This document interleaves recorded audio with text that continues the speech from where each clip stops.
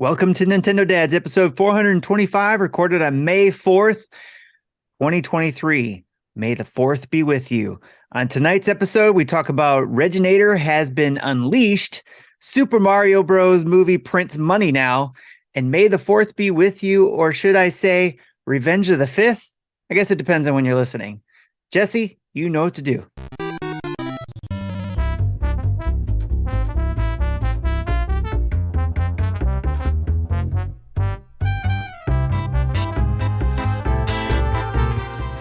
Hey, what's up, everybody? Marty here. You're listening to episode 425 of Nintendo Dads, and man, what a great time to be alive, right? May the 4th. Or May the 5th, whatever day you're hearing this. It's all, look. Revenge of the 5th. It's Revenge of the 5th, or May the 4th be with you, wherever. Tim, I want to ask you something here at the top of the show here. Yes. It's a very, very important question. Super important to our friendship, your answer to this question, okay? I already know where this is going to go. Putting it in the tube here at the very beginning. All right, here it is. What is the number one for you? What is your number one Star Wars movie?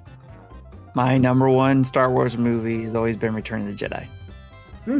Did you go see it in theaters as it came back? That's probably why it's my number one, because I remember seeing that one in the theaters. No, I meant like it's out right now. Oh, did I go see it in the theaters? No, I haven't been able to get around to seeing it in the theaters, unfortunately. Yeah, like there's not a single theater near me that's showing it. Like I'd have to drive 2.5 hours. Yeah, it's a major fail.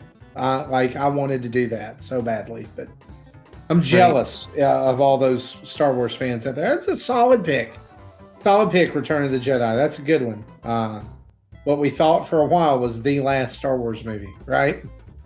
For a long while, yes. Yeah. Always heard rumors of there being 9 movies total in his, that he had developed, but we only had 3. And there it is. It is. It happened. Whether they're the movies he developed or not, it happened. Right? I highly doubt it. Jesse, what about you, man? Number one Star Wars movie? I think Return of the Jedi as well. Okay. So here's a fun fact. While growing up and going to sleepovers, they would watch Star Wars movies, but at the time I really didn't pay attention. I didn't care, so I didn't really sit down and watch any of the Star Wars movies until like 2001, 2002. Yeah. That's kind of like, I guess it was a similar story for me. Like I was 13 or 14, early teen, or maybe 12. I don't remember. My dad walked in one day and he's like, "Hey, I got you something." And it was the non-special edition trilogy VHS. They're probably worth money now, aren't they? Oh, I'm sure. Yeah, I don't know. I have no clue where they're at. Right. But I was like, why would I want this? And so, I don't know. I remember growing up in the 80s, like Star Wars toys being on the shelves, but I didn't care about that. I wanted Transformers, right? Yeah. Transformers and He-Man. And I watched Star Trek. Okay. You were a okay. Well, I Trekkie. knew you were a Trekkie. Yeah, absolutely. Absolutely. Live long and prosper. Something like that. Yeah. Yep. Something like that. And I don't know. it's really the first episode of Next Gen I saw was like the season end of season 5.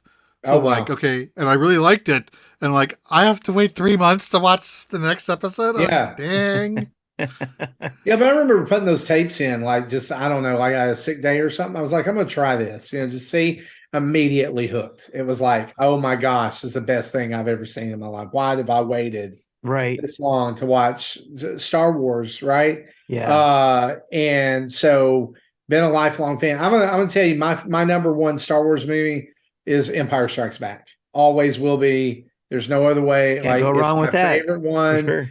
But here's the other side of that coin. This might be a little controversial. I'm gonna throw this out of here. What's the worst Star Wars movie in your opinion? What's the worst one? Bottom of the list. If you were ranking them, this is dead last. Right. Episode 8? I don't even remember the subtitle. Last Jedi? Yeah. No. Toss up between that and episode 1. Ooh, okay. Okay. I liked 2 and 3. Did you know that there Not was as good actually as there's actually a storyboarded scene of Jar Jar Binks's death in episode 1? They Really? they get to Fee, like the capital city. They get out of the bongo, and Jar Jar's tongue gets stuck in the bongo, and it goes over the waterfall, and he dies. Oh, Why wow. did that not happen? Right? Okay, I mean, well, I don't remember who said this, but one of the theories was Jar Jar was supposed to be the ultimate big bad. he was a Sith Lord. Yeah, he is the Sith. And there is evidence of that in the first episode. Misa, the Sith. So I'm surprised. But since he had such bad public Yeah. opinion, they changed it. So I'm surprised Sean hasn't left yet. He's in the chat and he's so tired of hearing about Jar Jar, I'm sure. But he's saying that he needs to see that. Sean, I will find it. I had like a video or something of it at one time. I'll link it to you. But at this point, you are Jar Jar. Like you've just melded. You've become one. So yes. He says Empire. He said also Empire as well. Okay, so. Tim, what for you? Bottom of the list. It's probably going to be either. I don't know. It's hard to say because it's probably going to be. It's going to be from the prequels, I think. Okay. Either episode 1 or 2. Yeah. Because there's some redeeming factors from both, but that's why, I mean, if I had to rank them, it'd probably be one of those 2 would be at the bottom. Yeah. So for me, like it's prequel, and it is like I have the definitive answer is Attack of the Clones. It is so bad. Like I will when it comes on, like I do like a yearly watch through of all the movies. When it comes on, that is like my play on my phone movie, except for when they go to Camino and when they do the pit fight scene, right? Because that's cool. And like I guess Yoda and Dooku is pretty cool as well. Like the last half of that movie is like I said, there's some redeeming factors for sure from each, but then obviously there's got to be some movie that's going to be last out of all the 9 films. Like the whole include all the side. That movie does not have the high ground. It does not. Oh, no, Hayden Christensen acting in that movie is so bad. It's so bad that it makes Natalie Portman look like a bad actress. Here's the deal. Like I don't like Hayden's okay in Revenge of the Sith, right? Like it's not bad.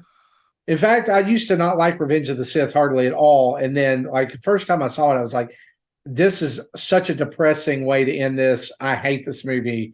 I'm like, but it's grown on me over the years. Like it's in episode my top 3 5. Is one of my favorites. So it's in my top 5. I don't know where it ranks, but I'd have to figure that. Yeah, definitely. Yeah, I would say definitely top half. Yeah, I like 3. I've always liked 3. Yeah, but I think that 2, the problem is more of the script that they have to work with. Like that whole that's line probably about, what would I hate be sand. It's so gritty and gets everywhere. It probably would be the last one on my list because of how cringy the love story part of it is. Yeah. It's like, George, you are not a love story writer, so no, just stick to space opera. It's really good. Well, I love talking about this stuff. We're not going to start Star Wars dads or anything, but hey, it's May the 4th, May Revenge of the Sith, whatever. Celebrate accordingly. We've got a lot to talk about on tonight's show, including what we've been playing, a big roundup of that, as well as some news and some questions from you guys. So how about we just dive straight on in, guys?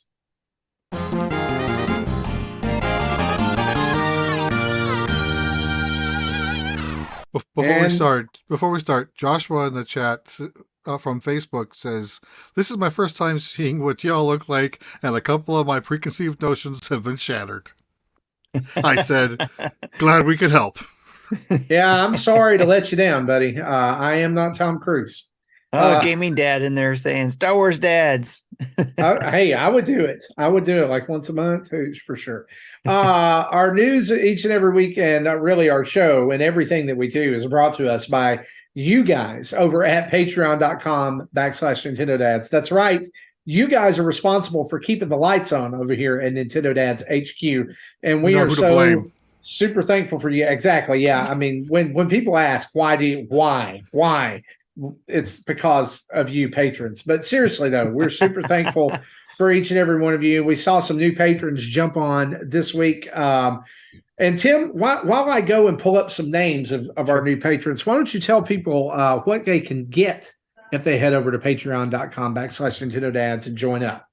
Sure. When you come to join Nintendo Dads through Patreon, you get access to our Discord, which allows you to participate in community events, as well as the Discord dinner table, or the table, as I like to call it, which I talk about later on. But, hey, let's talk about it now. We got every second Wednesday of the month at 9 a.m. We do, and every third Friday of the month at 10 p.m. Eastern, both of those Eastern times, the community gets together at the table, where we get together essentially in a Discord voice chat and discuss whatever is on everybody's minds. Star Wars, Marvel, video games, whatever is on our minds, whatever the community wants to talk about. I've heard it's very therapeutic. So that's where we get together and do that type of thing. So that's one of the things. And plus we have monthly mayhem that comes along too, where you can get some prizes there that our Dad's After Dark show crew runs that for the community. So absolutely. Should be a new one announced this weekend. Mm-hmm. And 3 guesses on what game that's going to be. Well, they already hinted. Something about some tears or tears. I don't know. Anyway, I thought it was layers. Layers. Yeah, like it's cake bash or something that'll make you cry. Yeah. Okay. Kirby's dream buffet. Oh, that would make me cry. But anyway, huge thanks to all of our patrons. But we want to shout out new patrons in the month of April and May. Sorry we didn't do this last month, but Christopher, Andrew Harker, Gamer Knight 45, and a couple other folks, Solo Something, and then Friendo bumping up to new levels and new ways of being a patron, participation. Thank you guys so much. We really appreciate all you do. Way that you support the show. It helps us do things, and we've got some cool stuff coming down the pike. Hopefully for you, we'll show that off to our patrons first. And so just be aware that that's coming pretty soon too. So head over to patreon.com/Nintendo Dads, and we'll talk a little bit more about some other sponsors of the show here in just a little bit. Guys, it happened. Here we go. Let's talk some news. What did we say here, guys? What did we Nintendo Dads tell you months ago? We said the Super Mario Brothers movie is going to make, and I quote, $1 billion. That's not what we said, guys. We practiced this. We said it was definitely going to make $1 billion. And so guess what? It has. Over the weekend, the Super Mario Brothers movie broke the $1 billion threshold worldwide. This was done faster than Frozen 2, so it's on a really, really good track. And this is, even in the grand scheme of things, I think that we're going to see even more because it just opened in, was it Taiwan and Japan and some other places over. I think a few other in Asia last week. Yeah.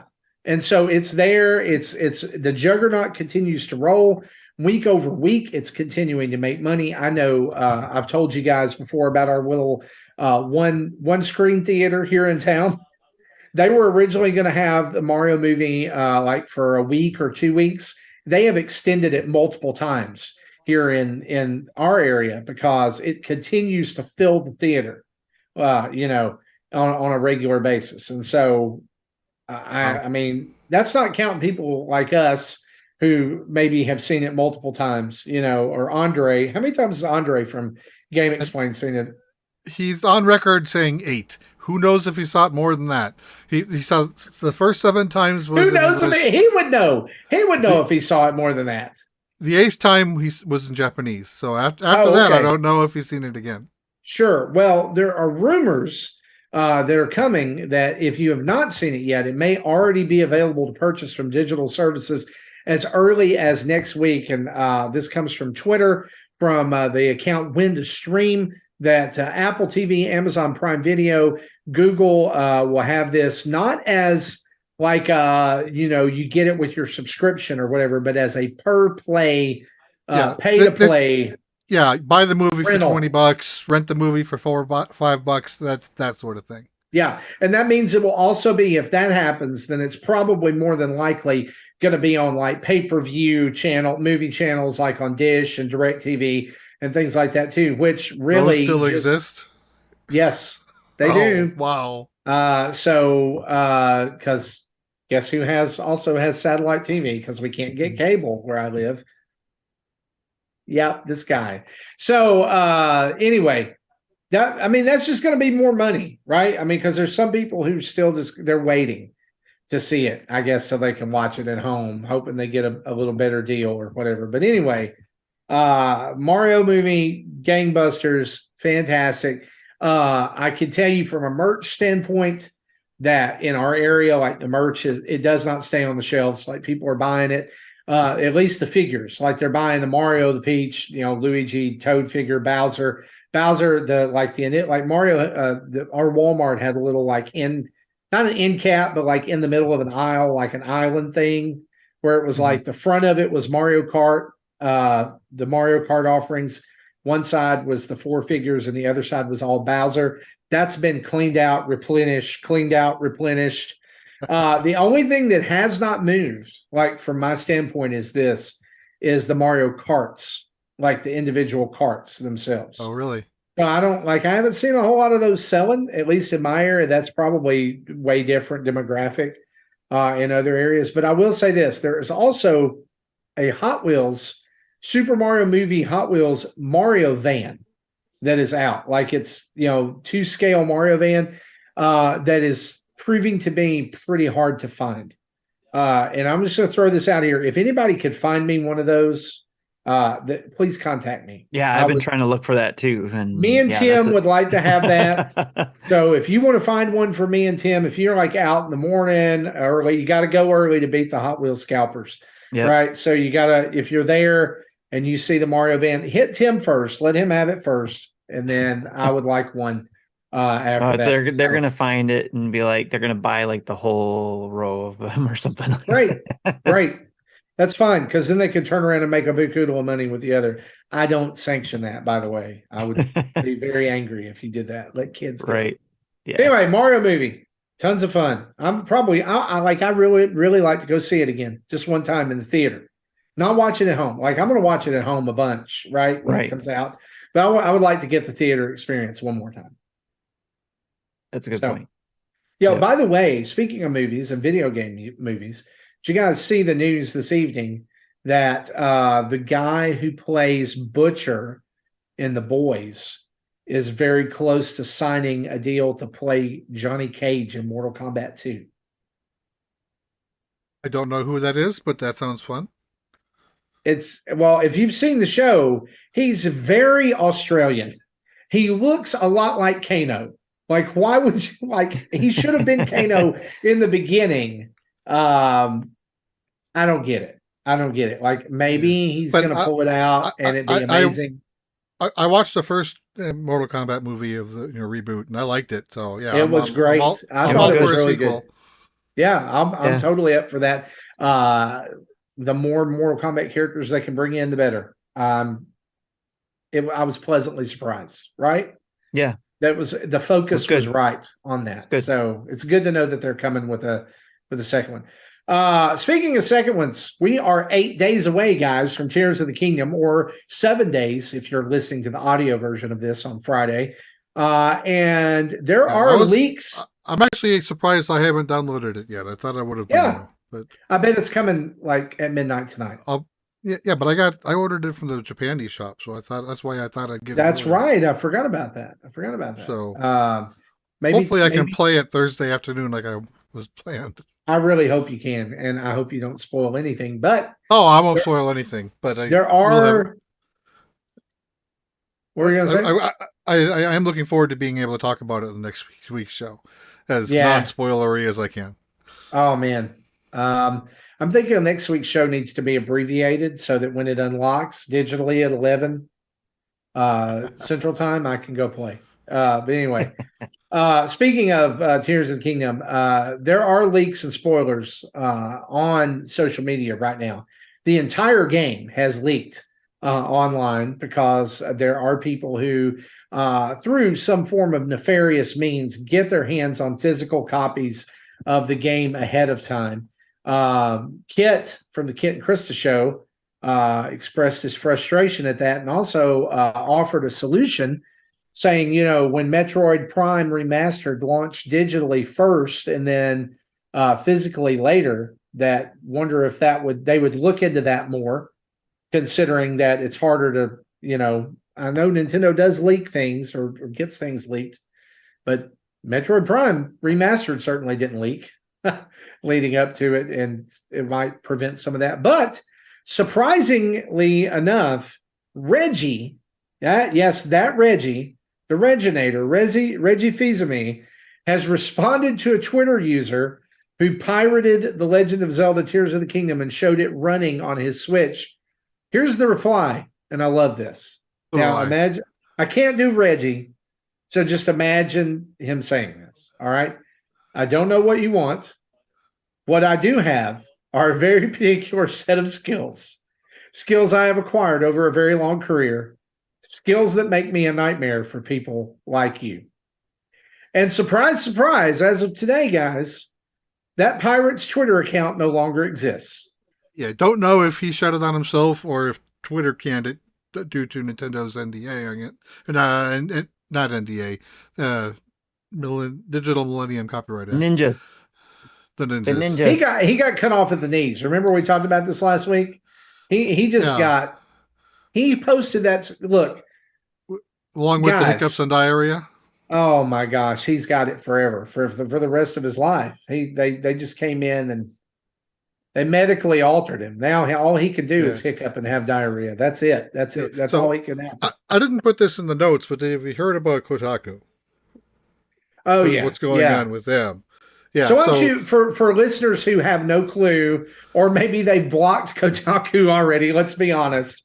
Why don't you bring them up to speed? I wouldn't blame you if you did. So, Kotaku writer, I think a senior editor, kind of went off on Twitter saying that Nintendo is blacklisting them about getting advanced copies of games, and it's unprofessional and blah, blah, blah, blah, blah. So basically, right there, let's stop right there. Put a pin in that.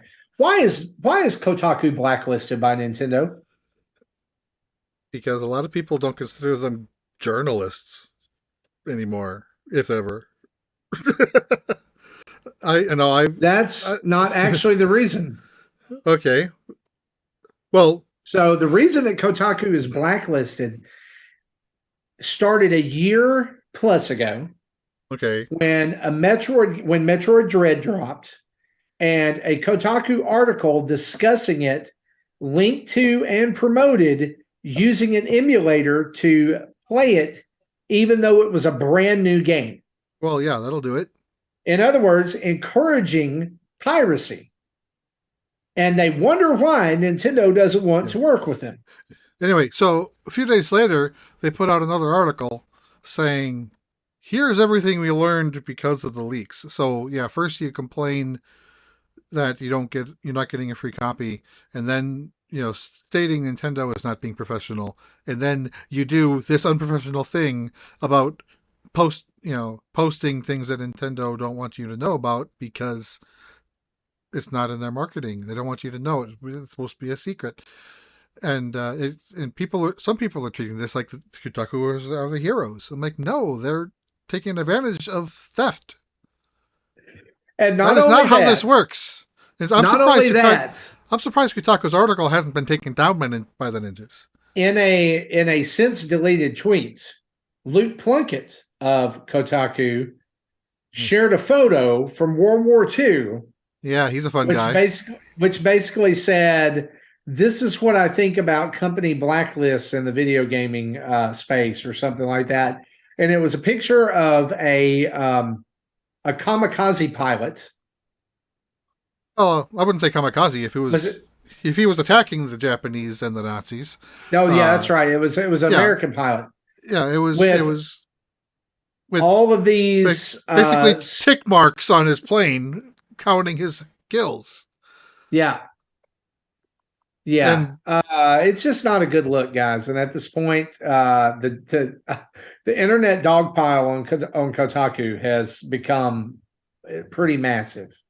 But what's funny to me about this is as this is happening, a lot of people kind of came out and were like, you guys listen to Kotaku? You know, like, no, we just laugh at their tweets. Right. I don't even pay attention to. I didn't even know about any of this stuff because I don't even pay attention to them. So the only reason that I ever went to Kotaku was back in the day when Mike Fahey was still alive, and he did his articles, Snack Taku, and did game reviews. I felt like he was pretty fair and honest. I enjoyed his writing. I enjoyed his sense of humor, but he passed away, and you know the way I really kind of feel like the way the site was run changed at some point over those years. And I just was not, I mean, I get most of my news admittedly from mynintendonews.com. But like, I don't keep up with a lot of video gaming news outside of Nintendo. Like, number one, I don't have time. Number two, it's a lot. Like, like if you're going to stay on top of, there's a lot out there, and it's hard to find a site that is consistently putting out content. I know back in the VG Tribune days, we would have some weeks where we would publish something every day, and then sometimes we'd have a 3-week drought. Just no one wants to write anything. No one can find something interesting to write about that hasn't already been written about. Things like that. Yeah, it's definitely a weird space right now. Nintendo, of course, has not made any kind of like actual comment, like official statements. And I don't expect them to. No, they won't. But I mean, it's interesting that that's how you would try to deal with that. Is I think the best way to deal with this is to stir the pot online. It's like, have a conversation with them. I don't know. Maybe you have. Maybe you've tried that. I don't know. But anyway, Reggie got this guy killed by the Nintendo ninjas. So he's in a dungeon somewhere beneath the Nintendo office in Washington. Or maybe Kyoto. They took him to Kyoto, man. That's hardcore. He's over there programming the next Chibi Robo. That's his punishment. Or he's just having to play Xenoblade Chronicles over and over and over. That would be. It's Rhine time. I'm really feeling it. That's all I remember from that game. Anyway, I only played about 2 or 3 hours. I address all hate mail from the Xenoblade Chronicles comment to Justin Masson at gmail.com. I don't know if that's really his email address, but just try it. Just try it. It'd be fun. Good luck with that. Speaking of just trying, when Square Enix remembers, that console gamers like role-playing games too, they actually sell with buttons. Yeah, they actually sell games. Square Enix announced this week that the Final Fantasy Pixel Remasters have now sold over 2 million units. Now, a couple of caveats to this, right? 1 million mark was reached before PS4 and Switch versions were available. And Jesse notes here that he doesn't know if the cartridge counts as one purchase or 6, because you can also buy the games individually, right? Like I bought the bundle. Yeah. So is that 6 games or is that 1 game? They didn't specify. I'm gonna lean toward Square Enix math here. I'm gonna lean toward 6 games. Probably. Yeah. Because you put the card in, you see 6 games on your dock. Right. Maybe not as impressive as a number as we think it is, but it's, they could have sold this 2 million units, a year and a half ago. Right? Yeah. When this came out on Steam and mobile, they could have already sold this and more. But who knows? Of course, if you're like me, you count as 12 sales. Yeah. Me too. Because I bought all 6 games on Steam, though I only played 3 of them. Yeah. And I bought a digital version and the Switch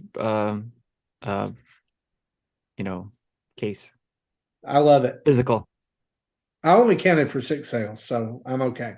Actually, no, I take that back. I counted for 7 sales because I You bought bought one Final game on Fantasy. mobile. I bought Final Fantasy Pixel Remaster on my iPhone and played 15 minutes of it and was like, this is bupkis. I'm not doing this.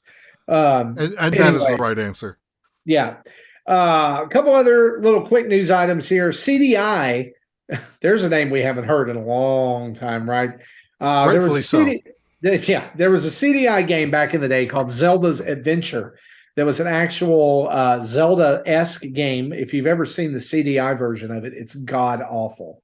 But this was a traditional Zelda type game, but Zelda was the main character, not Link. And this has now received a demake port to Game Boy, thanks to some folks out there using the Link's Awakening engine. It actually looks really interesting. I would really like to play this. Yeah, it's available on on John Lay's itch.io page. I'm sure you can just Google it because that's how I found it. And it can be downloaded for free, or you can play it in the browser. If you do download it, it asks, "Hey, do you want to donate?" And like the minimum, like the default value is like £2. So I'm like, yeah, I'll give you £2 for this game. So which is like $2.50. So I downloaded it, put it on my EverDrive, and loaded it just to make sure it worked. And it works. It ran Zelda around a screen or two, and then I stopped. So that might be a game I play if I ever get that Game Boy capture device to work on a stream. Yeah. How long until Nintendo takes us down? I don't know if they can or will, because they may not have the distribution rights to the game, because it was a Philips game. Interesting. Think Philips will go after? I don't know who owns. I don't know. I don't think Philips cares. They're like, yeah, that failed. You go get it, guy. Go get it. They're just happy to probably see that thing back out in the wild. Who knows? Well, let's speak about this for just a minute. Speaking of being in the wild, Pokemon Go. Don't hear much about it anymore here on the podcast. And there's in fact, you've heard me complain about it more than praise it from the last few months. Jesse has been kind of upset with Pokemon Go. Well, it seems like lots of others are as well, because Pokemon Go posted its lowest monthly revenue in 5 years last month at just $34.7 million. I mean, just right. So they're still making bank, but just less bank than they used to. Yeah. So do you, Jesse, I want to throw this to you on this and a little insider baseball here, because you are a little upset with them. What's going on with Pokemon Go? And are we do you think this is like a big crash, or is it just a temporary thing?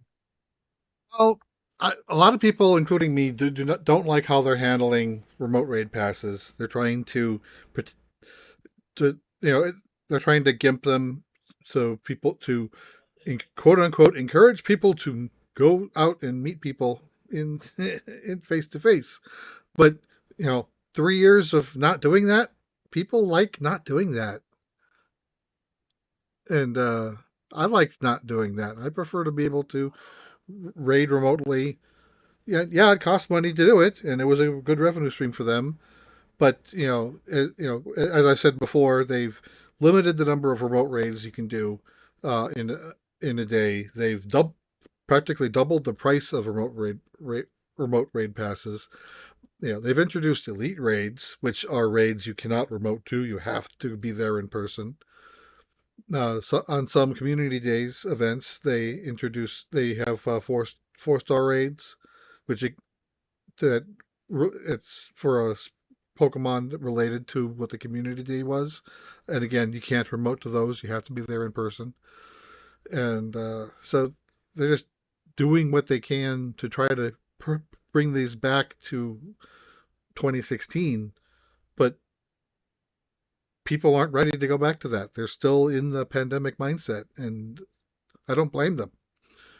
Do you think it will ever go back? Like, do you think it will ever be the pre-pandemic mindset again? Do you think people will accept that? I don't think so. In fact, I think their record revenue was in early mid 2020 when they made the changes to make it easier to play without talking to people or meeting up with people. And you would have thought that that was an indication to them that this is how people want to play, but they're trying to put things back to where they were. And I call that the Pandora's box. You can't close that box once you open it. You can't put As we say here in the tube. South, the cows are already out of the barn. You can't get them back in now, right? So yeah, that's a huge dilemma for them, and that's like, I think that's one of the maybe unsolvable things, right? That going forward, they're either like, are we going to commit to the business model of play anywhere you are, or are we going to commit to, hey, you really need to go back and play it like it used to be? I don't know. Like when they had, like during pandemic, when they had the Go Fests and whatnot, I would do live streams, and I would stream most of the day, playing through the event. And then every year they require us to do more and more things outside. You have to save so many shadow Pokemon, which you need to go to a Pokestop for that. You have to do so many raid battles, which again, you're limited by remote raid pass or what raid gyms are available in your area, and to the point where it just doesn't make sense to me to stream those anymore. Like I'd be streaming for 15 minutes and I'm like, oh, I gotta go outside again. Sorry guys, that's not fun. Miz not fun for me. Not fun for those people who want to watch me. Miz makes a good comment here. He says, "People suck. I don't want to go out and meet more." Right. and Miz would be one of the guys that would be watching me almost every time. Thank you, Miz. He's awesome. Yeah. Yeah. I still play every day. I still do the little events that show up. Like there's currently an event involving the yellow team leader. I don't even remember, Instinct, I think. There was one with blue, and the red one I think is next week. So there's still events going on. Some of these are free. Some of these require a $5 ticket, or there's a $15 ticket for Pokemon Go Fest at the end of August. You can already pre-buy your ticket for that. So yeah, I'll do those because I still like doing the events. It's just when there's nothing going on, I don't care to play. I don't want to play for the sake of playing. That's why I'm still only level 44 and level 45, where I know people who has been level 50 pretty much as soon as they could. Well, and that answers a question as to why we've not had a whole lot of Pokemon Go updates on the show lately, because of the changes and that they also changed how they just share the news. They used to have blogs, nice web pages set up. It was easy to grab information, turn it into a bulleted list of talking points. But now everything's just like, here's an infographic. And I'm like, I don't want to parse through that. So it's like, we still want all the money you've been giving us, but we're not going to give you the effort. So that sounds familiar. It sounds like a lot of video game companies. Moving on, the 2023 World Video Game Hall of Fame game has been selected. It is Wii Sports, which is a huge thing for Nintendo. Wii Sports, still a juggernaut. It was one of 4 titles that were selected. Also selected for this are Barbie Fashion Designer, Computer Space, and The Last of Us, which is a pretty eclectic slate. The Last of Us, I can see that. I understand that. Wii Sports, I understand that. I don't know Computer Space. Yeah. So sure, it probably sounds like it's like an old legacy game. I think that's one of the first video games out that came out. Yeah, like last year, Rogue was nominated. I don't think it won, but that was one that deserves it because it's, as I said before, that is literally a genre-defining game. Yes. And then, but Barbie Fashion Designer, really? What? Totally. Didn't you play that when you were a kid? I don't know when that game launched. I probably was already 25 years old when it did. Yeah. Now I'm But kind of no, curious. that was a big deal for a lot of people who were into that. So that's probably why it was there.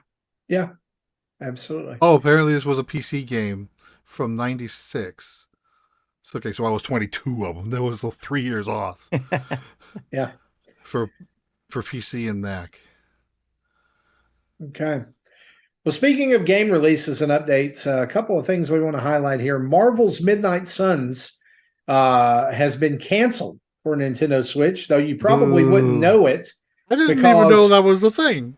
I knew because I was waiting for it. Same here. And they didn't even bother to make like an announcement for it. It was just a blurb. A It was a footnote. A one sentence footnote blurb in an otherwise it was buried. Yeah, it was buried. And I really think it was buried so that they didn't have to deal with it. Right? Yeah. This is a game that's being promised over and over and over again for Switch. And the goalpost has been moved, and the goalpost has been moved and moved and moved. And now here we are again. We can't run it. I don't know how I missed all that, because if I've known that was slotted for Switch, I would have thought I would have put it in my future game list. It isn't there. So, well, the Switch, they like, let's say this, like I don't know that they ever really talked about the Switch version, but the logo was always included in advertising from the very first time it was announced. It was on a direct.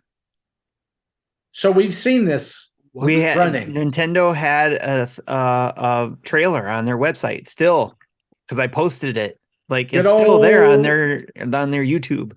Good old Nintendo Switch bait and switch. And they still have an eShop page too. I didn't like the game anyway, so I played it on PlayStation. Didn't like the game. Does it surprise you though that a company that is 2K, are they owned by EA? No, 2K is their own. They're separate. That's right. That's right. They are. But I mean, like at this point, does it surprise you that this got canceled? No. Like, I'm more surprised at just the actual. Yes, it does surprise me. Disrespect is kind of what it feels like. That's a disappointment for sure. But that does surprise me, because this is the type of game that I think actually works well for the Switch. Yeah. It kind of makes me wonder if XCOM's sales on Switch were not great. Yeah, the gameplay would have worked well, but they have, rendered the cutscene rendering. Switch probably would have. Yeah, they would have had to do something about that, and that's the thing. And because of the sales, probably didn't do as well on the other systems. Was garbage. That they didn't want to put in the effort to downsize it, or they could have done different cutscenes for Persona 3 game. Portable it, make it into like a visual novel. Yeah. Done. Yes. Cutscenes are easy. Yes.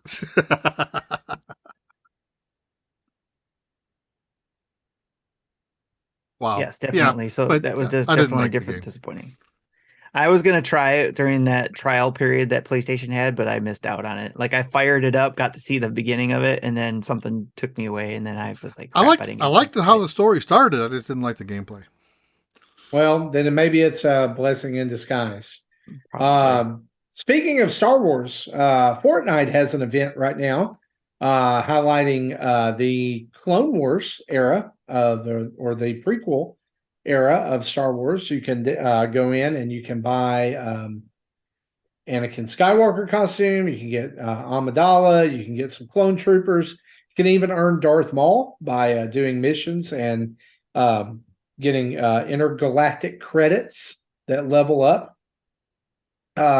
One thing I did notice, I've not played Fortnite at all for months, and I decided to hop back in because the Star Wars always reels me in with this, because they do a really good job of it. But one thing I noticed that was kind of dirty was in the past, like when they've had the Star Wars thing, like you could earn, like maybe you could earn one of the skins, like the Mandalorian was one of the actual Battle Pass skins. Well, none of them are in the Battle Pass this time, but you have to pay an extra 1,000 V-Bucks to upgrade your Star Wars quest log to be able to get Darth Maul. Otherwise, you just get a clone trooper at the end of it. How much is that in real money? So it's $7.99. That isn't bad. It's not too bad. And I've seen worse. yeah, one of the things I really like that they've done is that like Darth Maul and Obi-Wan and several others will appear around the map as Force ghosts. And like when you talk to them, they ask you, do you want to like get a lightsaber and earn a Force power? And you're like, yes, I do. Who would And say so no to that? you go through this rift, and when you come out on the other side, like you're still on the map, like where you were, but you just get a lightsaber, and now you can like do the like rock lift, like the Obi-Wan rock lift attack, and throw rocks at people, and it's pretty cool. Yeah, I think it was Valorant is the game that one of my son's been playing, and there's something that he wanted to buy. I think it literally cost $70. Wow. I don't know if he did, if he pulled the trigger or not, but I think, or if he did, he didn't yet. He wants to soon. It's like literally that or Tears of the Kingdom when he gets paid tomorrow. is literally what his choices are. Yeah, my son gets paid tomorrow too, and he's saving for Tears of the Kingdom. Good thing that his check this week is a big fat 4 days of 8-hour shifts. So it's a part-time thing. I think he likes it.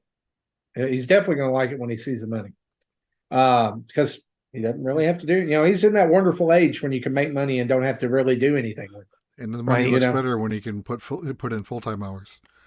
Yeah, they're working him like 25 hours a week. So, and he's doing school at night. So pretty cool. Right now there's an NSO game trial going on too. Cadence of Hyrule, Crypt of the Necrodancer, featuring The Legend of Zelda. This started May 1st. It ends on the 7th. And right now the game is 50% off, I guess, in honor of Tears of the Kingdom, until May 14th. So you can go and download. I think it's $7.99. It should say till May 12th when, Tears of the Kingdom releases. Right. So probably is. Also announced this week a date for Hack and Slash Demon Skin. Demon Skin is actually the name of the game. It's a hack and slash type game. It comes out on the 4th. So it would come out today. And then Biomutant is coming to Nintendo Switch on November 30th of this year, which is a really far way to announce that Biomutant is coming to Nintendo Switch.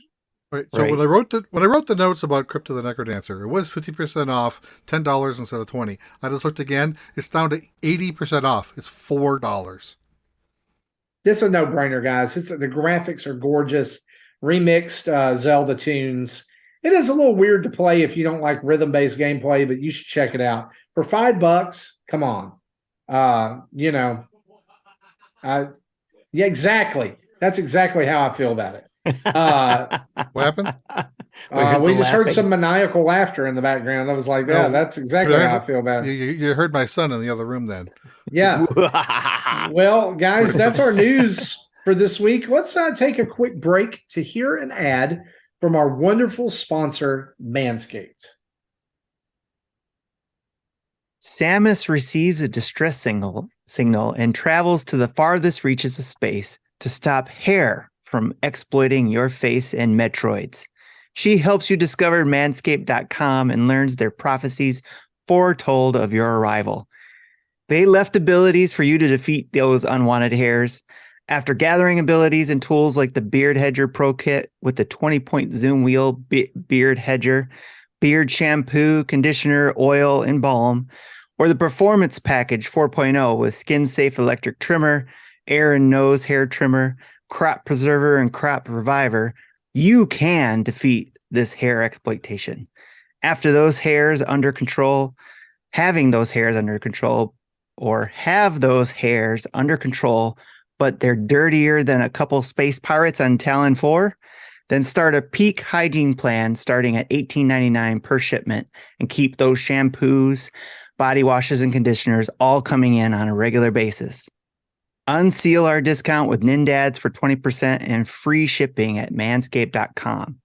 Confront your Metroids and facial hair.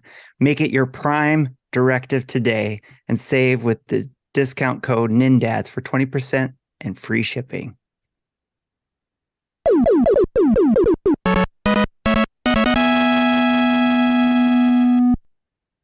Yeah, so be sure to go check out Manscaped. Use the code NINDADS. It's 20% off on your order and free shipping. And guys, now would be a great time to just pick yourself up something. Treat yourself, right? Manscaped.com. Use the code NINDADS. Let's talk about some discussion topics here. How do we prepare for Tears of the Kingdom? How are you preparing as we speak? Tim, we're going to throw this to you first. How are you preparing for Tears of the Kingdom? Clearing out nothing else to play that's major. So I can focus when that game drops. Because I know me that if I play anything else that may take time past that point, I'm not going to play it probably anymore. So, which means possibly Advance Wars may be that game because I'm playing it right now. But that's a game I could come back to because it's a different type of game. It's a strategy game. I could come back to that.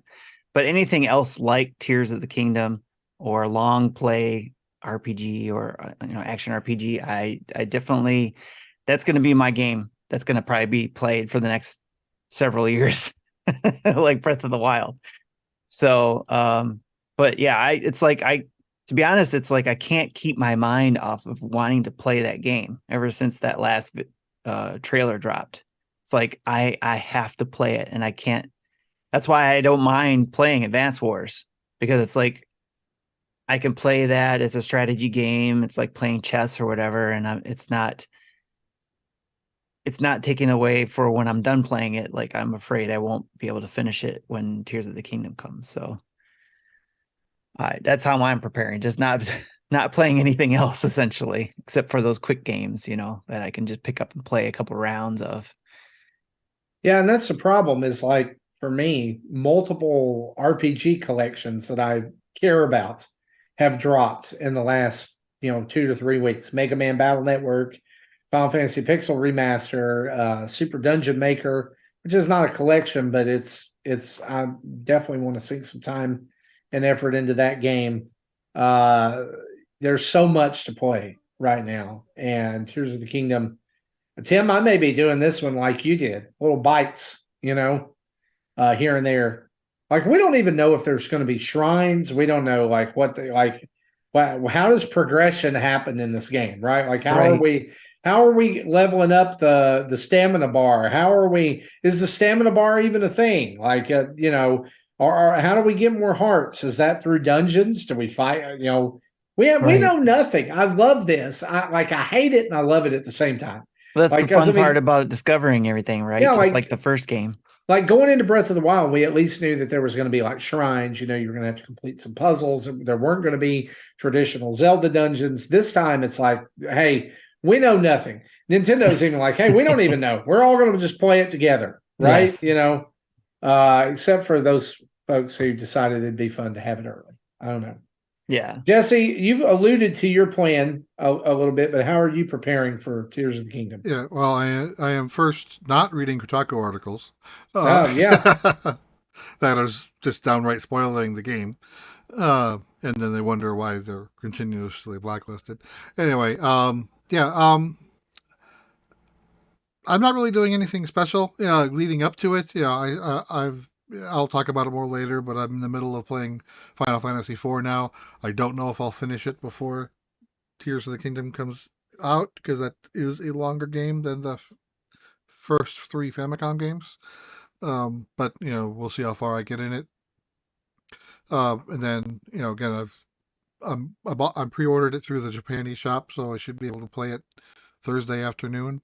I'm not going to do any live streams on Thursday, but I'm going to do a recording of the first hour or so and have it ready to go live on Friday morning, where I will continue to play it. I'm taking Thursday and Friday off of work, to play Zelda. Nice. Yeah, so did Nintendo realize that they were releasing this on Mother's Day weekend? Probably not. At least not in Japan. I don't know. Mother's Day it's not in Japan. The same it's weekend? Not. I don't think so. But over here, it's Mother's Day. There's mothers who are going to be playing it. So there probably are going to be some others. That's playing what their it, gift is. Mother's Day. Saying, I got this game. and then I'm going to take the day to play it.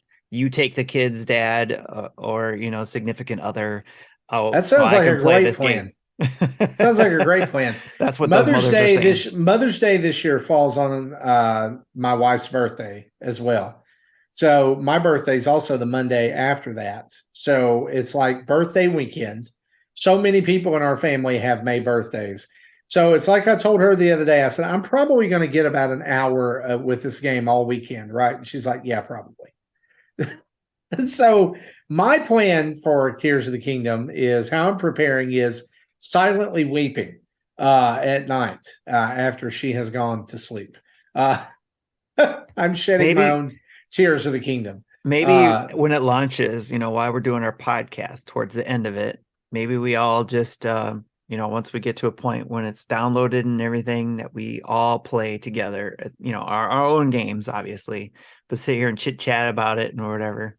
I thought you would say like it'll start downloading and then like people who are listening will just notice there's one less voice. There's one less voice. Right, that there's too. And then it just turns to silence and they turn it off because we also have turned it off. We just do a quick podcast and then we just do where we all use the OBS camera and turn all our screens, switch them over to what we're streaming. And then it'll be all up here on the screen while we're already streaming our podcast, and we'll all be just streaming our game, each of our versions of. Can you imagine all of that noise going on and you can't hear anything through the OBS camera. Well, that's true. That's true. Somebody's sound though. It'd be Jesse's sound. You'd be able to hear mine. Mm-hmm. Yeah. They'll see that. That's a good idea. That's a good idea. Or we can do what Carpool Gaming did, and that's the guest tool that Twitch has, where we all have our guest is Breath of the Wild or Tears of the Kingdom. The guest is each of our own channels. If we all like, I have my Neo Prime 33 channel. That Nintendo Dads could bring in Jesse if you got your own channel, Marty if you got your own channel. We could all come in as guests and be playing that way. I like it. I haven't seen how that works, so that might be something fun to play with. Yeah, it's something we'll have to play around with for sure. Breath of the Wild, or I'm sorry, Tears of the Kingdom, with 4 dads. Yes, I like all playing our different versions. Okay. Pretty cool idea. We may need to check into that. Tim, do we want to dive into this next? Let's discuss, or do we want to save it for next week? I'm gonna let you decide to pull the trigger or not. Let's talk about it. Let's do it. Okay, so we want to approach this.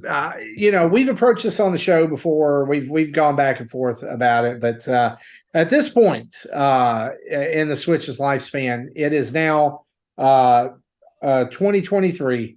We are 5 years past the initial kickstarting or funding, like fully funded date for Hatch Tales, which, as you guys know, used to be called Chicken Wiggle Workshop. It's gone through a name change. It's gone through lots of things. And as it stands right now, the last update that was made to its Kickstarter page, I believe, and correct me if I'm wrong on this date, Tim, May 16th, 2022. That sounds about right. I think that's what Ebicel posted in our Discord. Yeah. May 16th. 15 weeks ago. Or it might have been Richard that posted that. One of those two. Yeah. So for those of you who are not familiar with the story, and I really feel like most people are, but I'll go into it anyway. Jules Watson of Atui started a Kickstarter project for Chicken Wiggle to be brought to Nintendo Switch in I believe it was February or March of 2018. It was about a year after the Switch launched. And at the time, it was, hey, we're going to bring this game over and we're going to port the levels. We're going to do like an updated music and maybe an updated or just updated visuals. And we're going to have a level editor and everything's going to be great. And 1,000 some odd people went in, actually over 1,500 backers went into this and pledged over $35,000 to help bring this project to life. And in 5 years, I'm just looking at the Kickstarter page right now because I am one of those people. There have only been 40 updates in 5 years. That is less than, that's not even 4 years of updates at a monthly update. There's been multiple excuses. There's been multiple months of radio silence. There has really been, and Tim, help me here because I kind of tend to be a little, what do you call when you're too descriptive? What is it called? Yeah, no. I don't know. Like it gets out of hand. Like sometimes, like it can't just be bad. It's terrible. It's doomed. Anyway, correct me if I'm wrong here. There's not really been anything shown off substantial about this game. Now it did show up in a Nintendo Indie World once. Yep. And then there was an article on Nintendo Life. Yeah. As well. Yeah. Yeah. And that was after the pandemic. It was 2021 when they did that article, kind of like and they were saying it was coming out then. Yep. When they did an interview with Jules then. Yeah. And he promised this game would be out in 2022, which was another unfulfilled promise. And more recently this year, he's promising this year. Now he's promising 2023. Yeah, because the last thing that he said, and I'll shout this out real quick because I mentioned something about it on Twitter, and he did respond and to myself and a Tui Hatch Tales Kickstarter, tagging all of us because that's who I had. He said, "Thank you for your patience. We continue to work on the game. I am very proud of the improvements, the changes, the additions we are making. I look forward to wrapping up development and sharing the game with everyone this year." And that was February 22nd, 2023. I was going to give the joke. Which will we see first, Hatch Tales or Amico? Ooh. Yeah. Tim, let's talk about why you put this in our notes and why we want to kind of dive into this. So to me, like somebody mentioned, kept bringing this up, and it came up in a couple of our communities in Discord, and it was like, you know what? This actually makes me angrier than EA Sports not doing anything on the Switch. So, and it's like, I try. Because EA doesn't have your money yet. Right. I didn't give him any money. Does. Yes. And I have, if I check back again, what did I also supported the campaign, and I supported it at the $100 level. Whoa. You went 10 times what I did. I just sent for a code. Well, yeah, I'm sorry. I was laughing at Fontez's chat. He says Hatch Tales will be exclusive to Amico. That's probably why it hasn't been out yet. Oh my gosh. But seriously, it's like, is this a time where the gloves need to come off? Because I mentioned a couple times that, is there anything us people can do about it? Jesse, you posted something about probably not, because there's a disclaimer on Kickstarter that says basically there is the risk factor of. Yeah, I don't know if they had it 5 years ago, but they definitely have it in now. Right. Because I've backed like 3 or 4 things in the past several months. Well, at the bottom of that was prominent every single time. He does have on here, risk and challenges. Video game development can be risky and challenging. Most creative endeavors are. This is largely due to the complexity of managing time, resources, features, and cost. Our veteran team works hard and smart to avoid these pitfalls. We want our games to be great, and planning is the first step towards achieving this goal. We have been careful to ensure the initial goal and stretch goals provide the funds needed to accomplish what we promise. The advantage of Chicken Wiggle Workshop is that it is a port of an existing game with new and enhanced features. We're not starting from scratch. The number of new moving parts is reduced due to this.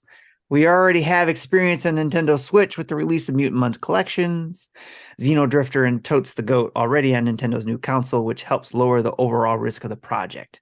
Every time I read that, I get upset because it's like, that is right there. What initially made me get it was because of, yes, they're going to put some stuff into it to make it great on the Switch, but the turnaround was going to be quick. We were supporting that. And then it just went off the rails. Well, and stuff got added. Like, we're going to add this new campaign, and we're going to add this We're changing the name. We're making. We're going to add this. We're going to. And it's like nobody asked for any of that. That wasn't what was initially said. What we backed was an HD port of Chicken Wiggle to the Switch. That's it. Because because here's the thing. Like, the underlying story or the elephant in the room is that Chicken Wiggle, I have it on my 3DS. It's pretty fun. And it could have been awesome all these years with its level editor. Like, people could have done some really cool things with that. But now this is like the proverbial fart in a whirlwind, right? Like, nobody's going to care. And that's exactly what the problem was with Chicken Wiggle. It also mentions Mario Maker and Super Dungeon Chicken, or Super Dungeon are out now. Yep.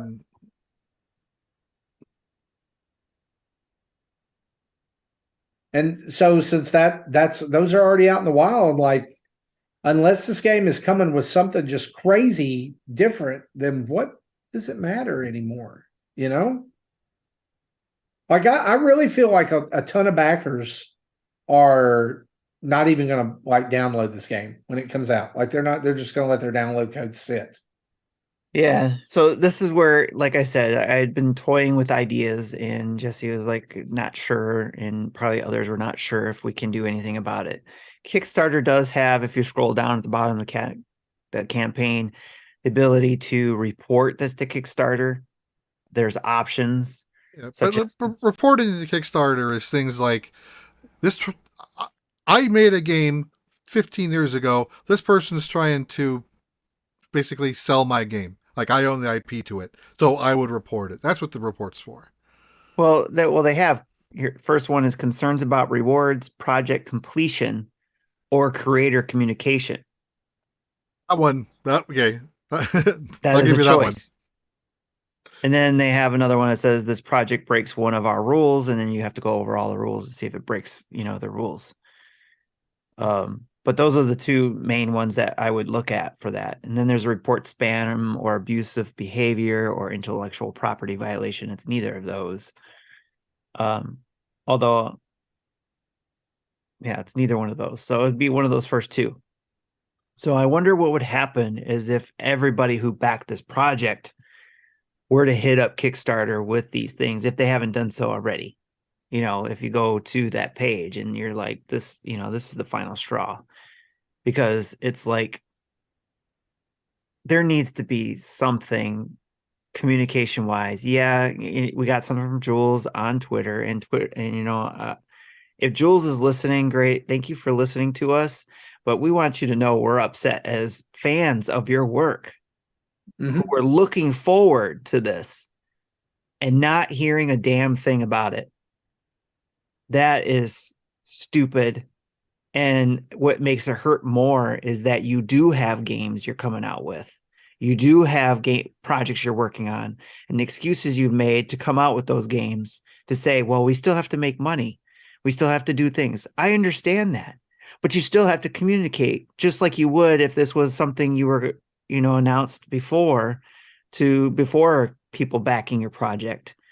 You would have to let people know so after watching the Double Fine documents, right? Documentary, and I still have to finish those, but they had people who supported them, who backed their project, who gave them money that they had to report to every time to talk about, this is where we're at on our project. Here's the game, and here's where it's going.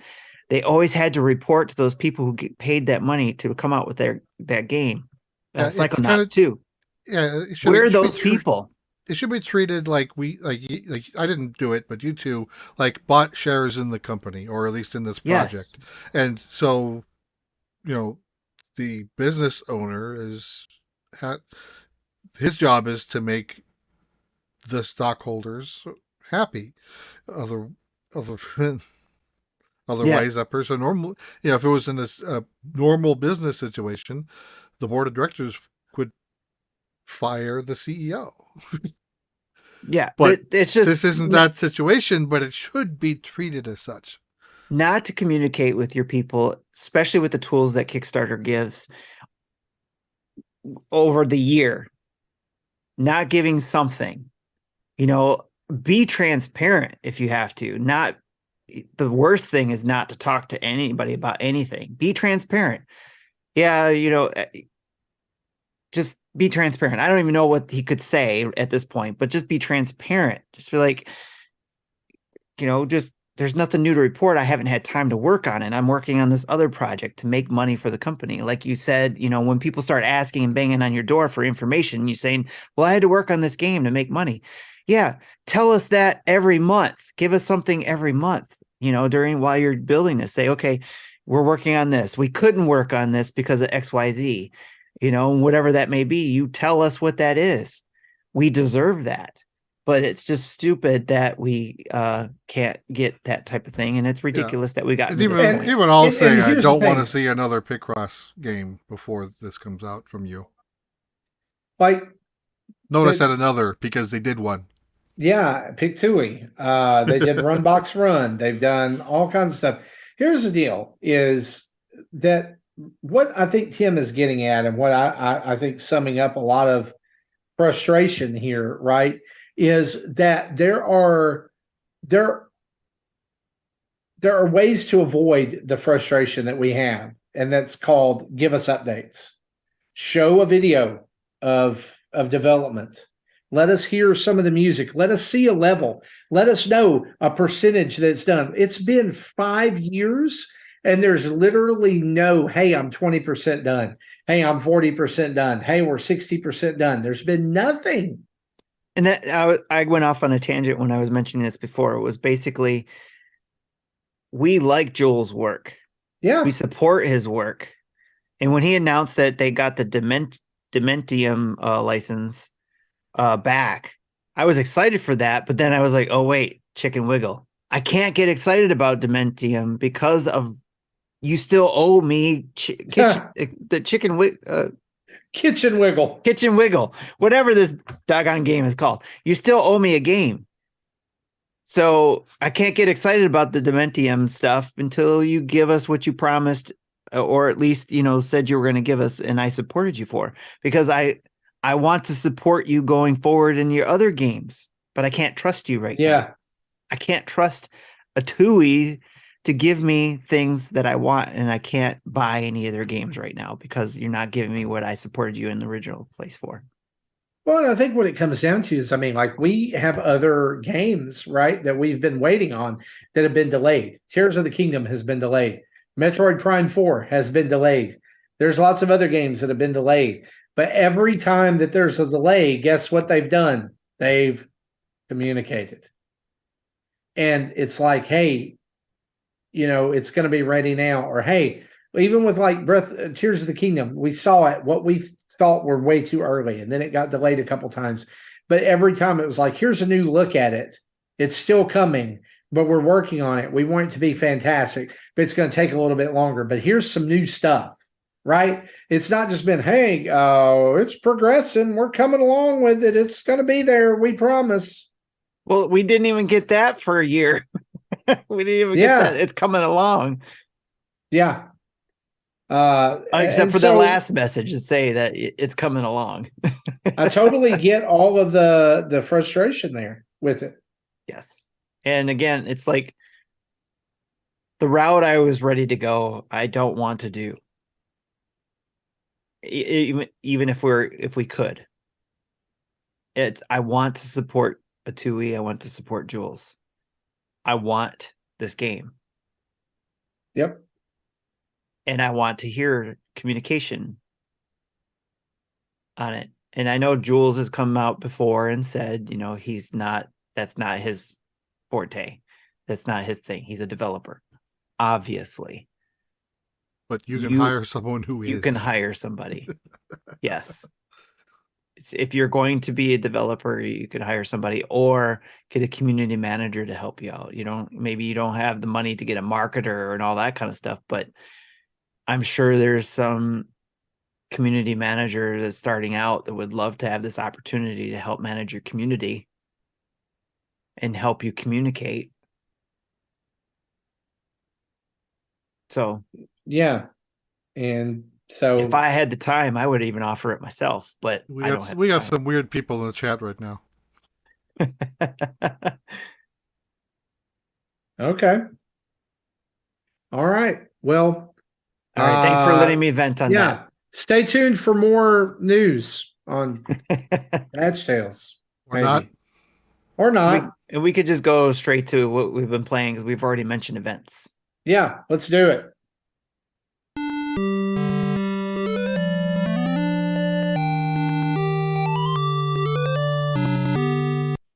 A little quick note here, a little aside. Ebucel dropped an image in the chat or in the Discord of delayed limited run games tracking.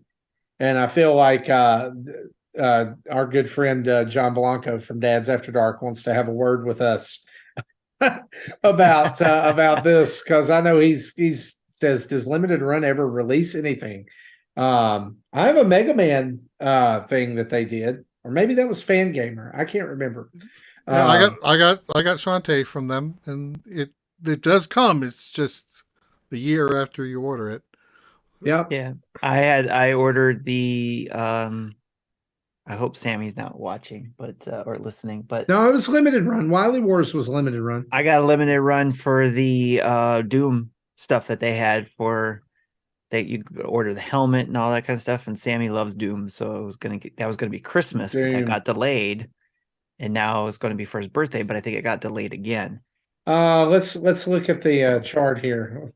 Chibi, I don't even see Doom on here. Of course, I'm not really. I don't know. It's the Doom. What are we looking at? Eternal, Doom Eternal. Well, like I said, I don't see it on this actual, chart. Hatch Tales was listed as 2024, and on this, and it's now been scratched through. So that's fun. Let's talk about what we've been playing, shall we? Tim, we'll head over to you first, because you're just first on my screen there. What have you been playing? As I was saying, I've been playing Advance Wars 1 and 2, getting through some of the missions there, and it's fun to pop in and play. No complaints here. It's a great strategy game. Does it compare to Engage as far as strategy goes? Yes, it compares. It's a different kind of strategy, I suppose, especially because I can build things in Advance Wars. Like I can build extra, tanks and all that kind of stuff.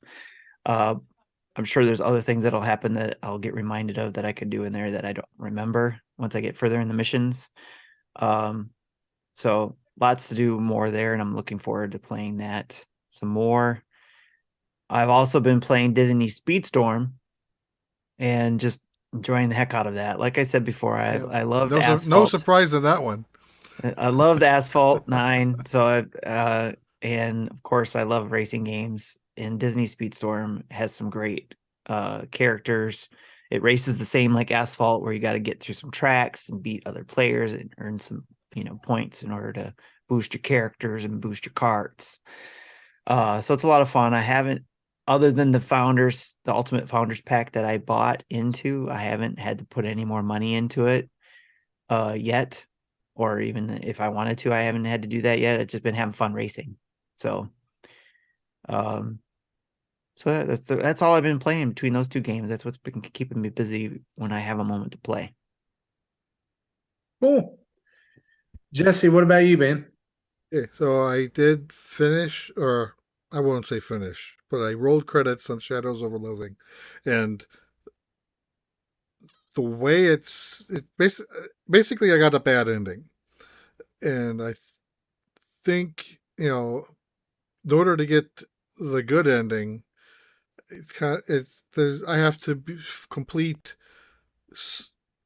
like all of a certain number of side quests, So there are side quests specifically you have to do this, this, this, this, this, and this, and so as part of the credits, you'll see, you'll go to a scene, and whether you did this, finished his side quest or didn't, a different message will appear, and so you'll eventually know which ones you didn't complete, and based on that, you get a bad ending. I might go back and with a guide and patch up what I missed and see the good ending. But if I do, it won't be until after Zelda. So, we'll talk. We'll talk this fall. But yeah, it's a funny game. I liked it. I did it. Some of the puzzles were probably over hard, and I did need a walkthrough to solve some of them. And of course, the ones I didn't even complete, I probably will need a guide for those too. Then okay, an Oreo cookie. Sorry, I don't mean Thanks, to distract you. I thanks, Tim. wanna eat some cookies while I'm listening to you talk about your games.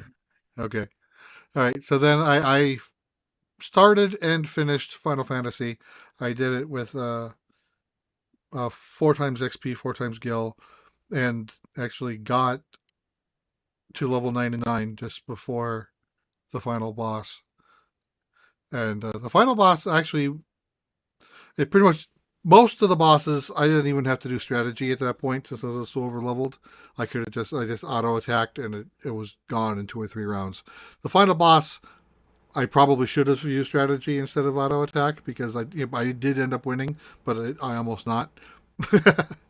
uh, that was one I did posted an image video on Twitter where I one rounded one of the early bosses because that was fun. Uh, there was something else I wanted to say, but now I forgot. Anyway, but yeah, I think it took me under 10 hours to beat it with the boosted XP. And I looked back at my Steam game, and when I finished it, I was level 50, and that took almost 15 hours. So it shaved about 5 hours off, uh, and doubling the levels. Then when I was done with that, I started Final Fantasy IV. I just got to the point, if you're familiar with the story, and it's not really a spoiler because it's kind of half the point of the game, is the class change of your main character. So, which is still relatively early. I'm only like maybe 4 hours in. Uh, so, this one, I didn't see an option to XP double or triple, or so maybe you can't on this one. I thought you could for all. I thought they advertised that you could in all 6. But also, I was also thinking maybe it doesn't happen until you've class changed because why beef up your early classes when you're going to have to re-level anyway. But I didn't go. I haven't gotten to a safe point yet. I'm trying to back down from the Mount Ordeal, I think they call it, to get back to the Mysidia to check my weapons and armor and whatnot. So when I get there, I'll verify if I can change XP or not. But if it doesn't, that's fine. I've played this game multiple times. I played it on the Super Nintendo. I played it on the DS. In fact, the DS version is harder than the Super Nintendo. Super Nintendo is apparently baby mode compared to what Japan got and what the DS was. Of course, I didn't know that at the time. But it's I consider this my second favorite Final Fantasy game, so it's a good game. It's got a good story and surprisingly high body count. Wow. A lot of people sacrificing themselves so that everyone else can continue, things like that. Gotcha. Oh yeah, that's the game. I hope I can. If I can't finish it, I probably will get farther in before Zelda. Then that game will be put on hold. I'm playing Zelda as soon as that comes out. Like Jesse, I've been playing Final Fantasy Pixel Remaster. I finished it up over the weekend as well. It was really good. That's a game I've always wanted to finish. I never have. And so 4X experience and Gil really helps. So I've been playing that and really enjoying it. Did start Final Fantasy Pixel Remaster 2, or Final Fantasy 2 Pixel Remaster, however you want to call it, and got about 15, 30 minutes into it. And then got distracted by other things like Advance Wars, which I've also been playing, and Super Dungeon Maker, which came out yesterday on Switch. I've raved about this a little bit, tried to post about it on Twitter. We've got a first look video up on our YouTube as well. And guys, it's top down 2D Zelda with a chicken. And it's amazing. What's interesting is that I got this about 2 weeks before it came out and messed around with it. And it gives you a warning at the beginning. It's like, this is a pre-release build. You should definitely understand that. It's just, it's out for review and testing purposes. That has not changed as of today. I didn't get to fire it up yesterday. I thought maybe there'd be an update or something. There was not. There has not been an update.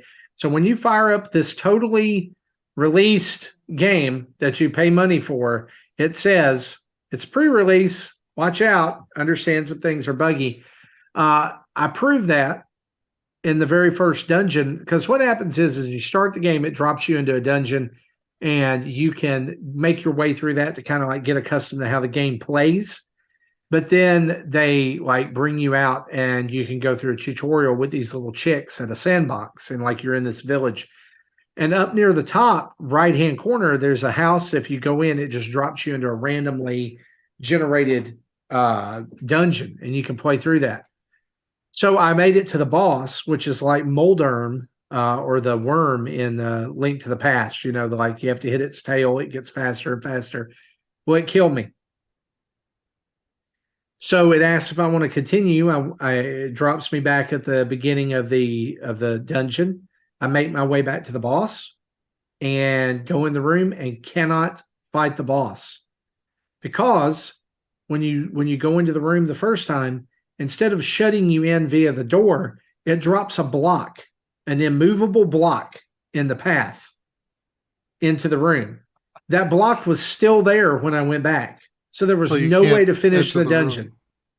No, absolutely no way to finish the dungeon. So either that's a glitch or something that I'm sure they'll work out. But there's definitely a lot of charm with this game. I would highly, highly, highly, highly, highly recommend it if you're a Link to the Past fan or a Zelda fan.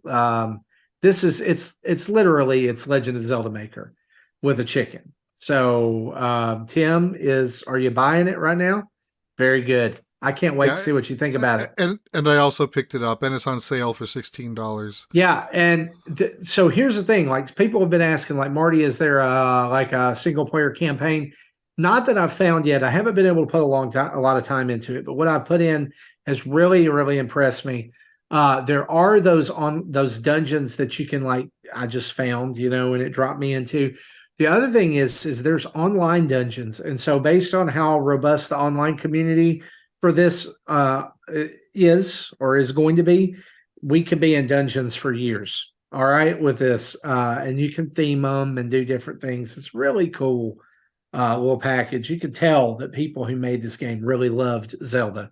So I've been playing that. Also, the other game I really want to talk about that I picked up because it was on sale right now. It's $10 off, and just didn't really think anything about it, but I've ended up sinking a ton of time into is Sifu, which originally launched on PS5 or PlayStation Network, whatever. It's now on Switch. It's $29.99 right now in the US, so it's $10 off. I really enjoy this game. The concept is it's laid out like an old kung fu movie, or a modern kung fu movie. Basically, guy kills another guy, and his protege comes back to take revenge. The hook is you start the game at 20 years old, you die at the very beginning of the game, they killed the kid, and then all of a sudden you're 20 years old, and you have somehow found a way to resurrect yourself and take your revenge. and you begin to pick your way through the 5 like people who are responsible for your Sifu's death. Like you go through these levels where as you play, you're earning experience and stuff that you can spend on upgrades. The difference is that when you die, you can choose to upgrade yourself right then and come back to life. But the penalty is that you age 1 year. And at first it's just cosmetic. But over time, your body gets weaker, like the ability to withstand, like your stats get weaker, but you get physically stronger. So like you could take less hits, but you do more damage. So you could die a bunch at the beginning and like go peel through a bunch of enemies. But this is very much like timing based. You got to know like combos and different things like that. There's like some, I won't call them quick time events, but it's like like a glory kill type thing, like Doom, like you get them down to a certain level of health and you press 2 buttons and he does a little combo and finishes them off. But what's really cool about this game is that it just feels like really neat. Like it plays really well. And like taking out a whole circle of enemies, like with your Kung Fu is really cool. Does it look as good as the PS5 version? Duh, absolutely not. Yes, it does. What are you talking about? Sure. Yeah, it totally looks like the PS. It actually looks like a very cartoony, stylized version of what we got on the PS. And keep in mind, the PS5 version is cartoony and stylized, right? Mm-hmm. But like, it looks even more so that way, and it almost like I really like that about the Switch version. The only thing that I would say is probably a downside to this is. It runs a little choppier and it has some really long loading times. But other than that, like I really, really loved, I know I've talked about this on the show. I really love One Finger Death Punch. It's it's one of my favorite games for the Switch. Yeah. Because I can just play it mindlessly and go through these levels and just it's so fun to like, it's just 2 buttons and really that's what Sifu is. There's a light attack, there's a heavy attack, and there's some combinations of both. And so it makes you feel like a complete bad A, and it just really, it's fun. That's the thing. And that's probably why I keep playing it is I'm having fun with it. I'm not really worried about the technical stuff. Right. And so I recommend this. If you love beat 'em ups and kung fu and stuff, you need to check it out. And also, this is my weekly announcement. This is going to become my weekly reminder of if you're not playing Advance Wars, why not? You need to play Advance Wars, and you need to go buy it so that we get more. Yep. So there you go. Those are my games. That's what we've been playing. Let's turn on the community spotlight, y'all.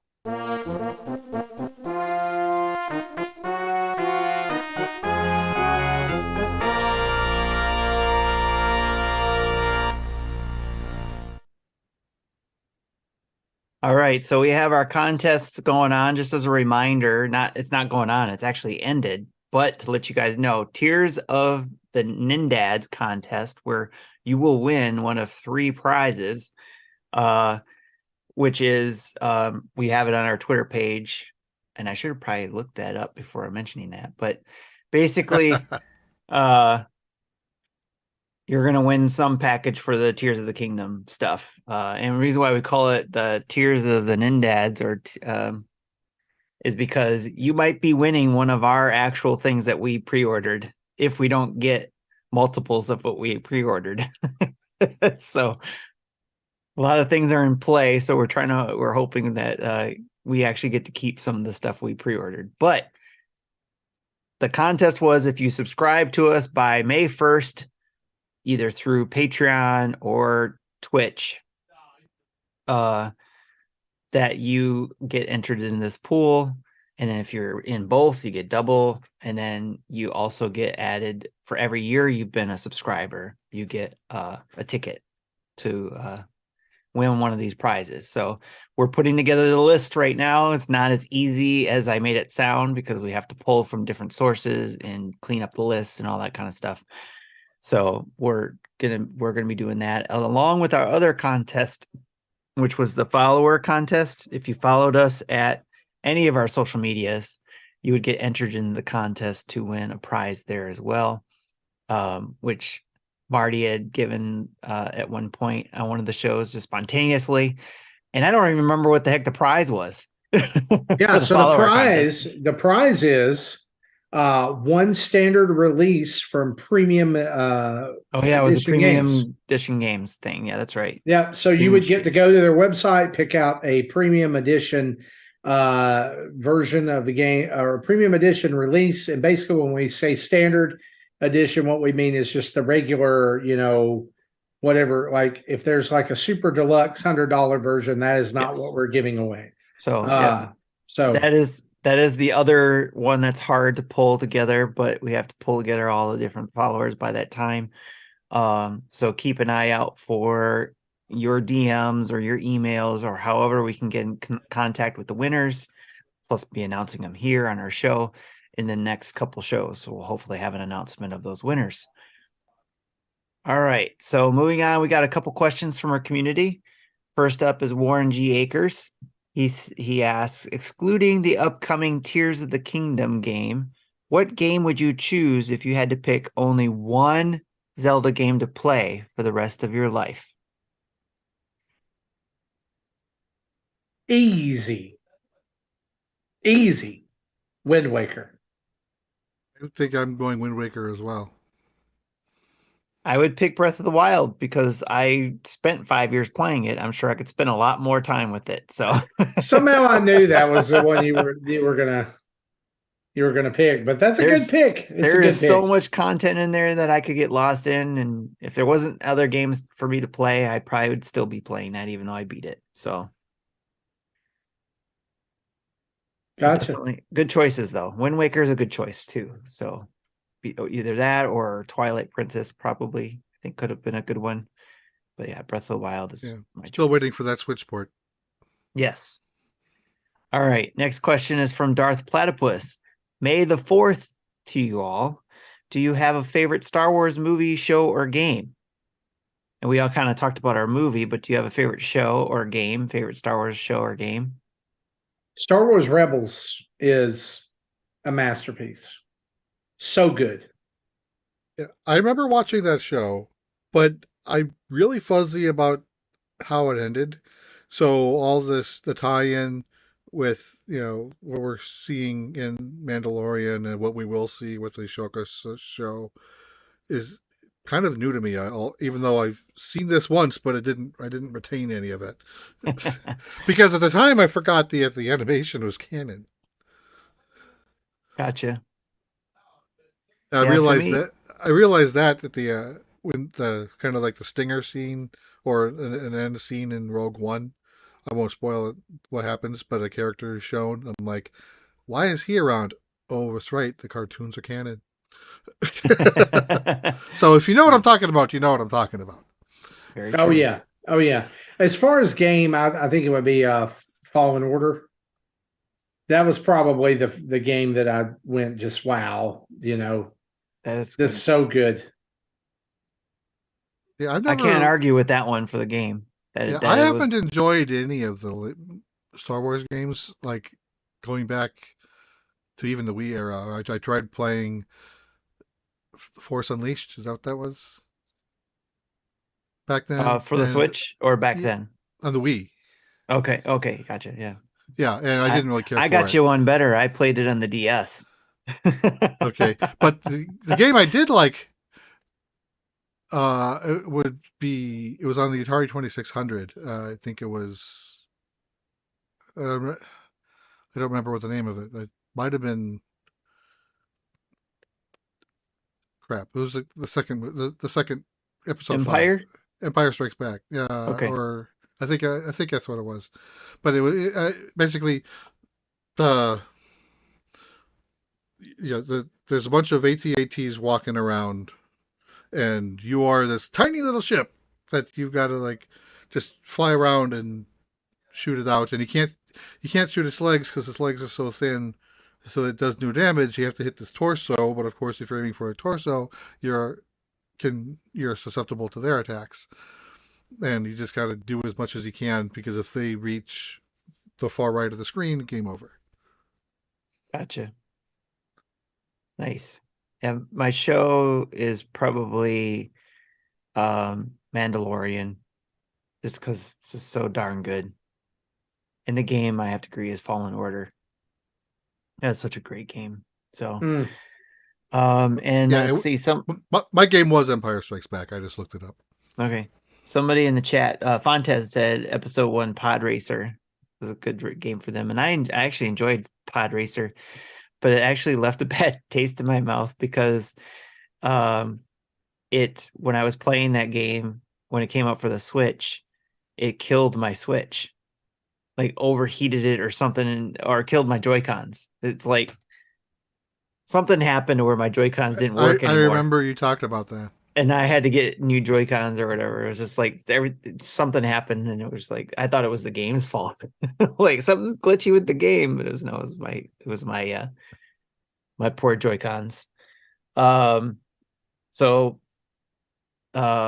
Great question on that one. He's also got a second part, which is also, what Nintendo property do you not want to see made into a movie or a show?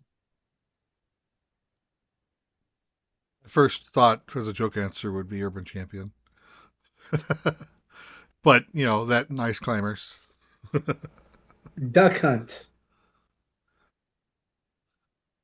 Do not want to see that made into a movie or a show. It's a good pick. Yeah, there's not much there. A day in the life in one of the clay pigeons. Right. It was either that Duck Hunt or do you remember that old obscure Nintendo? I think it was a DS, and maybe they just published this. Fossil Fighters. Do you guys remember that? No. Yes. They dig up dinosaur bones and turn them into like Pokemon type. Sammy had a lot of fun. I remember hearing about that. Yeah, Sammy had that game. He got that for Christmas, and he liked it. But he was a little kid at the time too, so of course he would like it. Let's see. Ebicel says Bowsette. That's not a game. Or that's not a Nintendo property. That's a made-up property. So Duck Hunt should have been a short before the Mario movie, G. Akers said. Should have been a short. Well, That'd been kind of funny. The dog was part of the movie in a way. True. That's a good point. Yeah. A little Easter egg there. Something I would not want to see made into a movie or show from Nintendo property, I would say Dance Dance Revolution Nintendo version. I don't know if that's a Nintendo property, but Wii Music. Wii Music, the movie. Yes. We don't need those. All right. Those are great questions there, Darth Platypus. Now we've got our voicemail from Christian. Hey guys, it's me, Christian. I just wanted to tell you a potential hot take that my family and friends are having with me, and I don't know, I don't feel like it's a hot take, but you tell me, guys. This is what I gotta say. So, I know we were talking about Zelda games this past week in your show, and my favorite Zelda game probably has to be Wind Waker, but that's not the hot take. This is the hot take. My favorite story for Zelda games is actually Age of Calamity. And I really enjoy that story, and I feel like it just kind of like glues together Breath of the Wild for me. Like, I feel like that whole two-game system just like glues it together and makes the story just such a great story. I love it so much.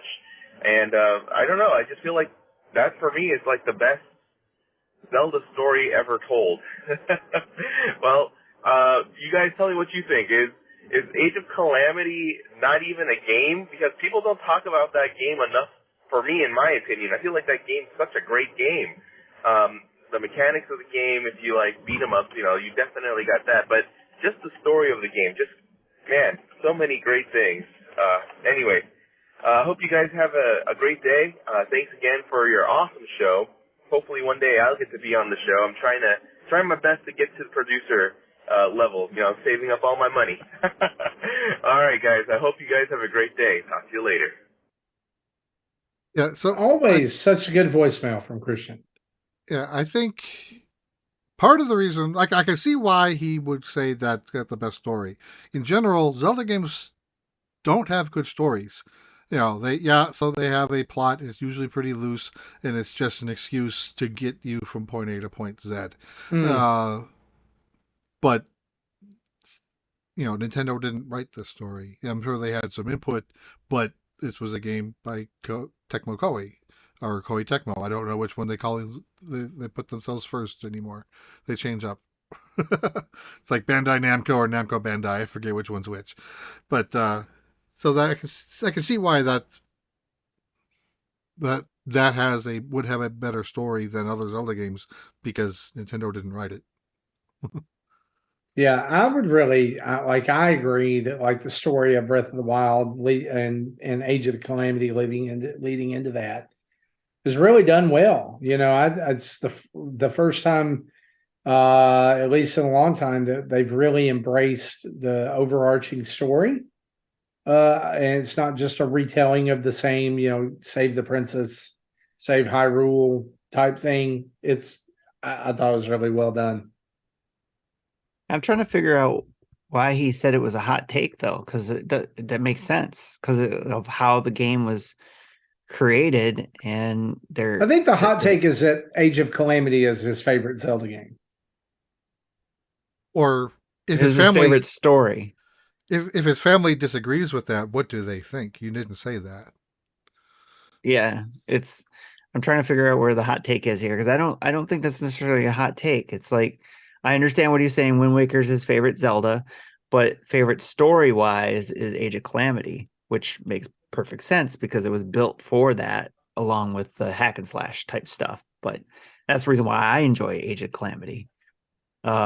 Is maybe and then the other thing he's saying is he doesn't hear people talk about it as much. It's probably because yes, it's a Zelda game, but it's not. In a way, you know, it's not Nintendo's Zelda game, but it is supported by Nintendo. So I don't know. Yeah. It's not a lot of people talk about it because it's not your traditional Zelda game or along those lines. Having not played Age of Calamity, I would say if I were to pick a Zelda game with the best story, I would say Majora's Mask, just because it had a lot of small side stories going on simultaneously within its 72-hour time frame. Okay, that's fair. To me, okay. I thought there was always stories going in all of them. So, I mean, when I played Link to the Past as a kid, to me that was a story in there. It's just not a great one. You know, yeah. It had reasons for you to continue the playing, right? Which doesn't necessarily make it a good story, right? Yeah, over time for sure. You get. I think that's what I was referring to earlier on.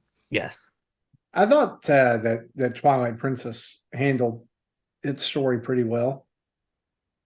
You know, that was definitely a different take on the whole Zelda formula, even if it was still kind of the same old.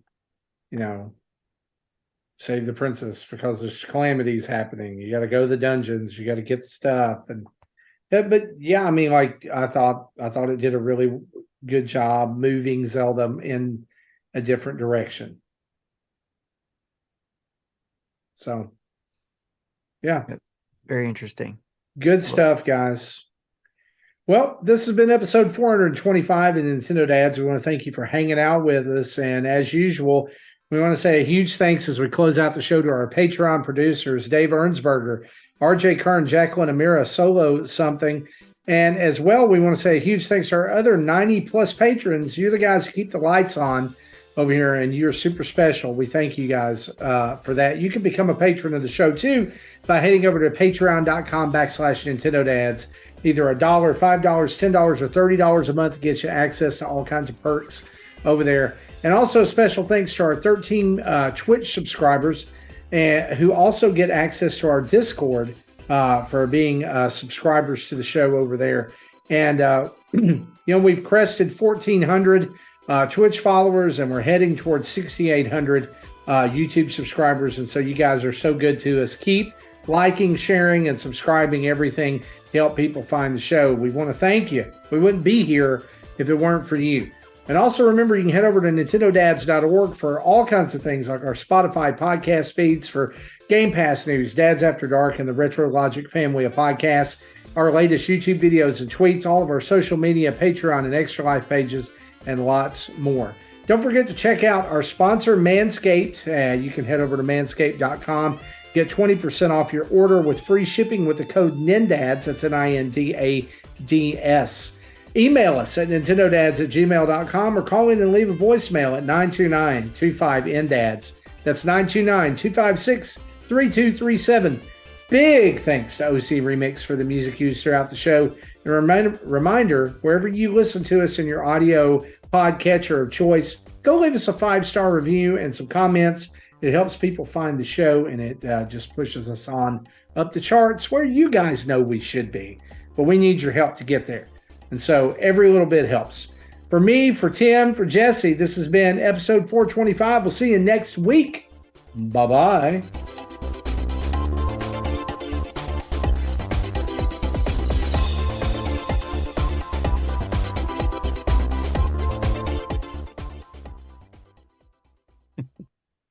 Thank you for listening to Nintendo Dads. You gotta get your together. You know what I'm saying? Maple syrup mousses.